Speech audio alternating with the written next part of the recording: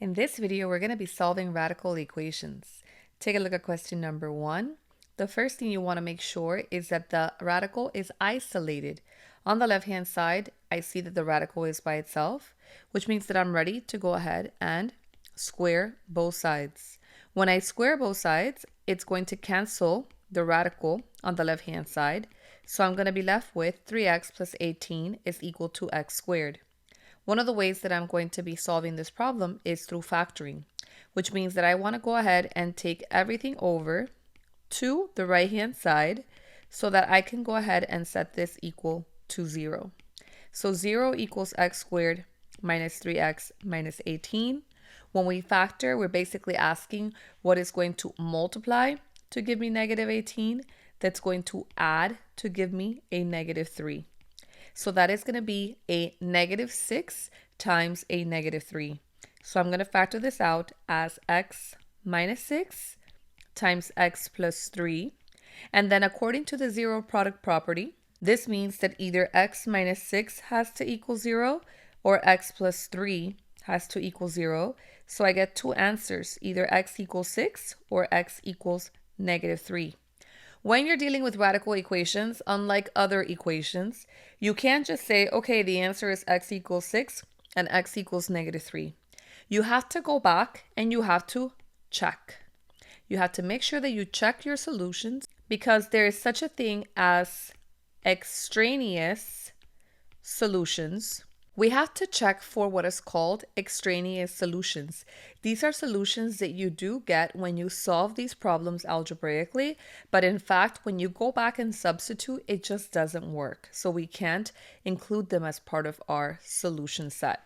So if I go back to the original problem, it says the square root of 3 times, let's go and test x equals 6 first. So 3 times 6 plus 18, we're checking to see if that is in fact equal to 6. 3 times 6 is 18, so 18 plus 18. Again, I'm checking to see if that is equal to 6. The square root of 36 does in fact equal 6. So yes, this is one of our solutions. Let's go ahead now and substitute x equals negative 3. When we substitute x equals negative 3, we're going to get 3 times negative 3 plus 18, and we're checking to see if that's going to equal negative 3. Well, 3 times negative 3 is negative 9.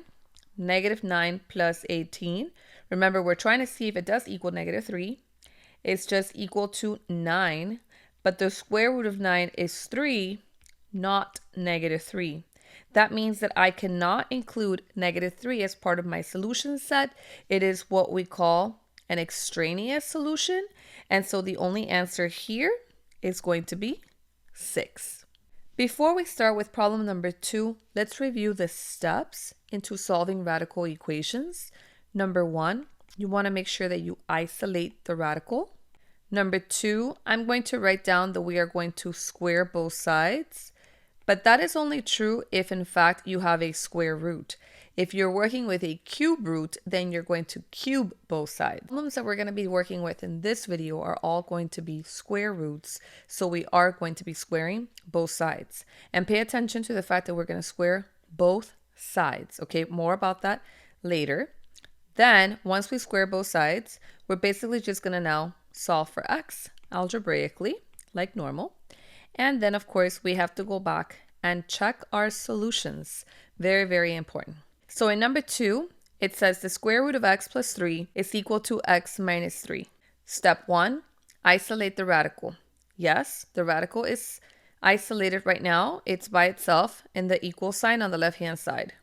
Step 2, I'm ready to square both sides. When we square both sides, that's exactly what we are doing. You're going to square the entire side. You're not going to write down x squared plus 9 and square them individually. You have to square the entire side. On the left-hand side, it cancels. So I'm left with x plus 3 is equal to x minus 3 times itself, because that's what x minus 3 squared means. Now I have to distribute.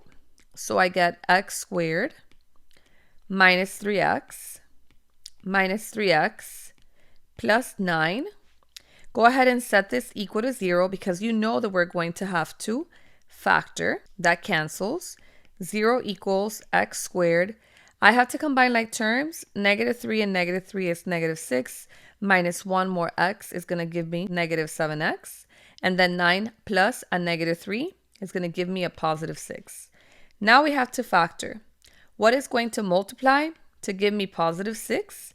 That's going to add to give me negative 7. So that's going to be x minus 1 times x minus 6.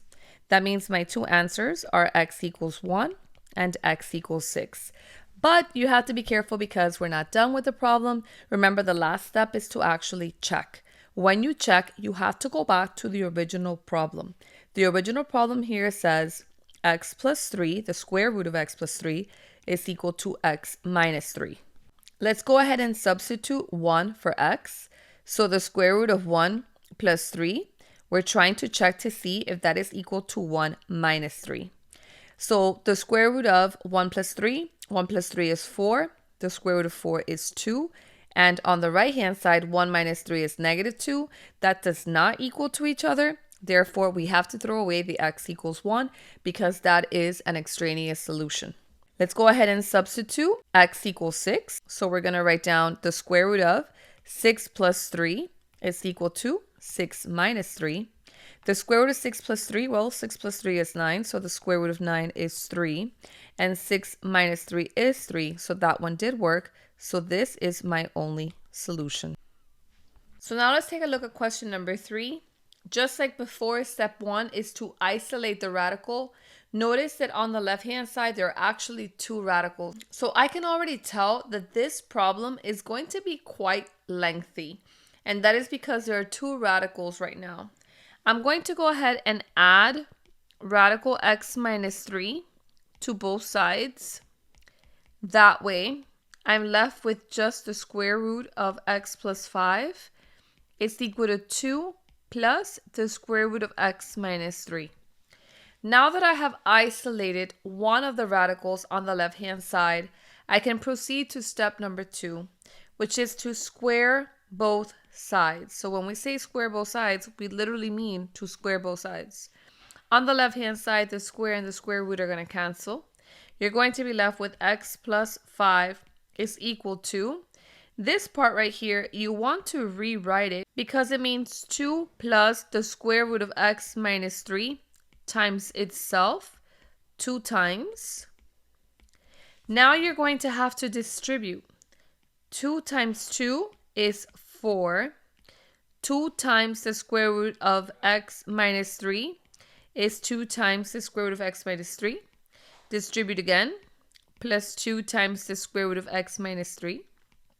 And then once again, plus the square root of x minus 3 squared is equal to x plus 5. On the right-hand side, I'm going to combine like terms. Also, I want you to notice when you multiply a radical by itself, the radical cancels. That is because the square root of x minus 3 squared, that cancels out and you're left with x minus 3. So I'm left with x plus 5 is equal to 4. These are like terms. 2 plus the square root of x minus 3 plus 2 times the square root of x minus 3. That becomes plus 4 times the square root of x minus 3.